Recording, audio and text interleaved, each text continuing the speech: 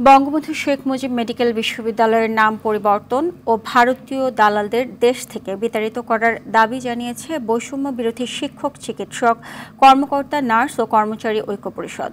সকালে বিএসএমএমইউ চত্বরে আগরতলায় বাংলাদেশের সহকারী হাই কমিশনারে হামলার প্রতিবাদে বিক্ষোভ কর্মসূচি থেকে এ দাবি করা হয়। বাংলাদেশের বিষয়ে ভারতের অবস্থান পরিষ্কার করার আলটিমেটাম দিয়ে সংগঠনটির নেতারা বলেন, ফ্যাসিস্ট হাসিনার পক্ষ নিলে বাংলাদেশের জনগণ ভারতের সব পণ্য বর্জন করতে বাধ্য হবে। বঙ্গবন্ধু শেখ মুজিব মেডিকেল বিশ্ববিদ্যালয়ের নাম পরিবর্তন করে জুলাই গণঅভ্যুত্থানে শহীদ কারো নাম দেওয়ার প্রস্তাব দেন তারা। পরে বিক্ষোভ মিছিল বের হয়।